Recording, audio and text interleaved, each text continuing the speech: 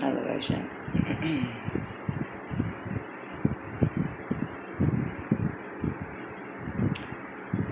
Okay, everybody, so this is me and my first ever nightcap. And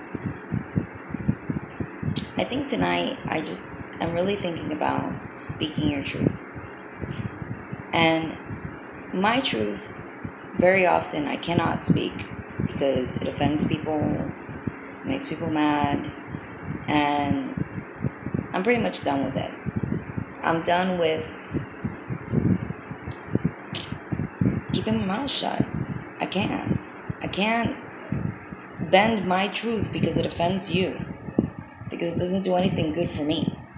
I spent 13 years in an abusive relationship where I could never speak my truth or I would get the living shit beat out of me.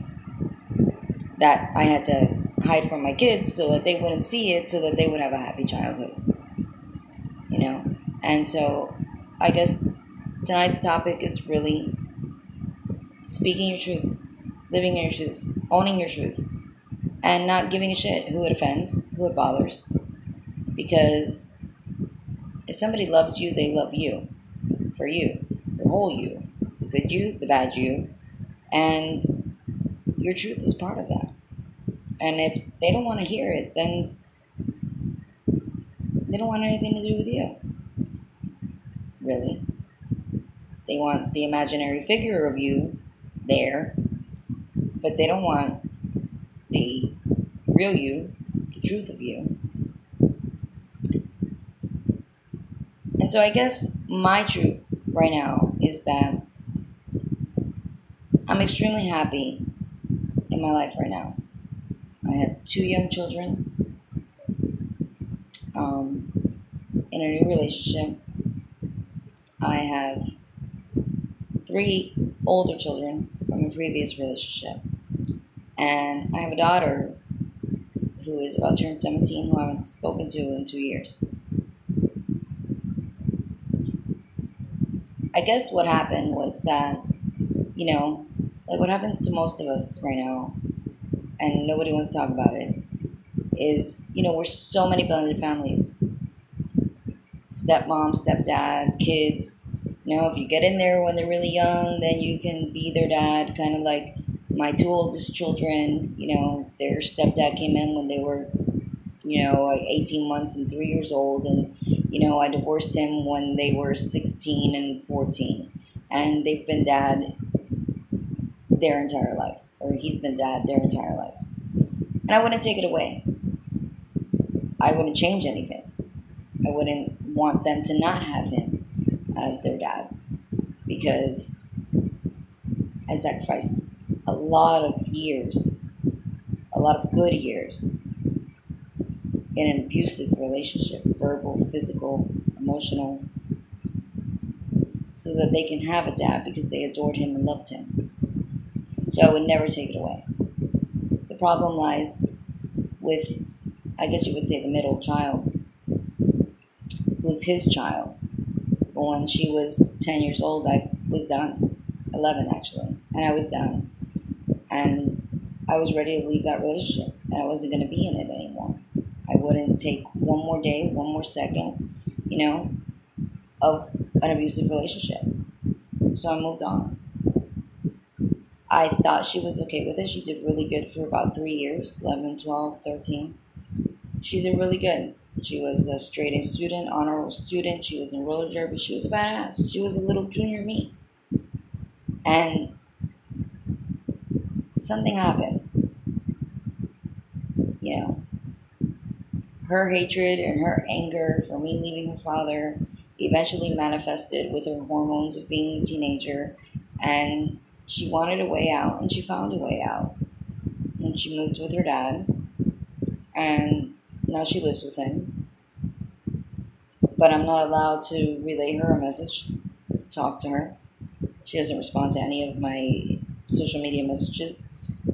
She got a phone. Nobody told me. Nobody would give me her number. I call. Nobody will pass the phone to her and let me talk to her.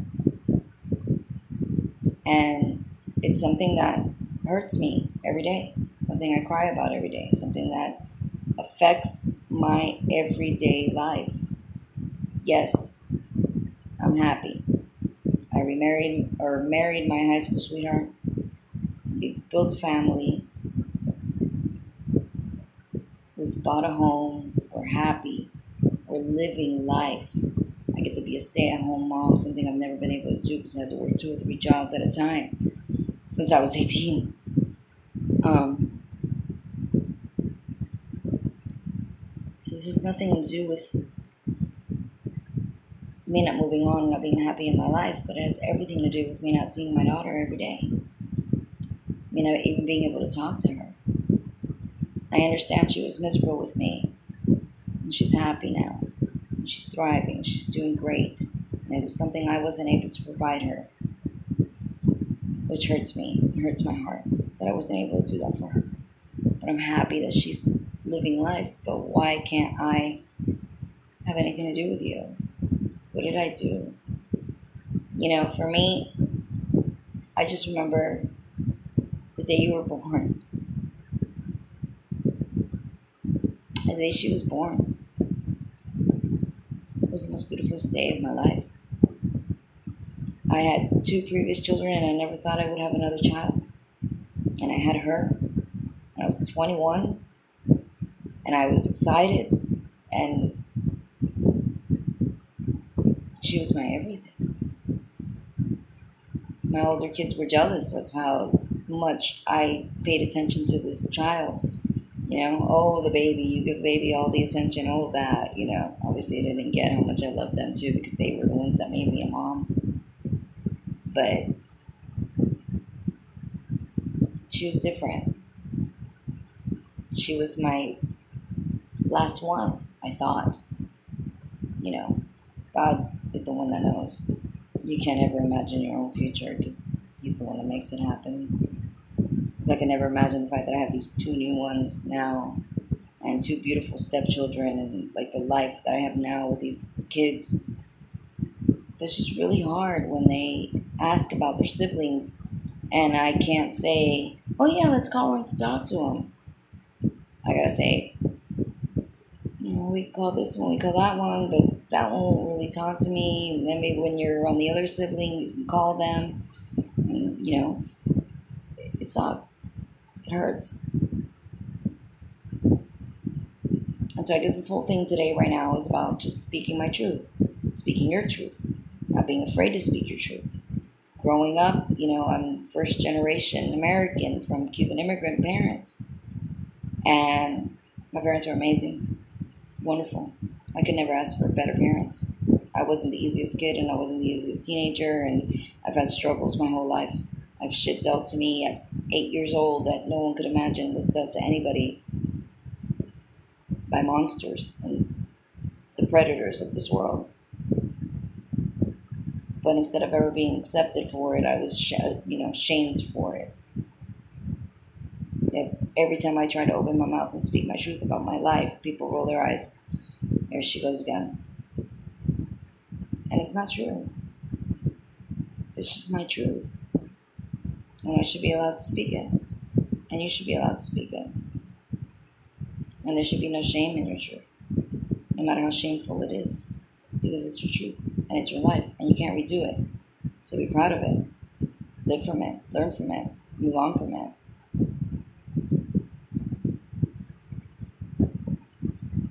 I guess the main thing I'm trying to say right now is that I'm in a place in my life right now where I'm understanding that my truth is my own.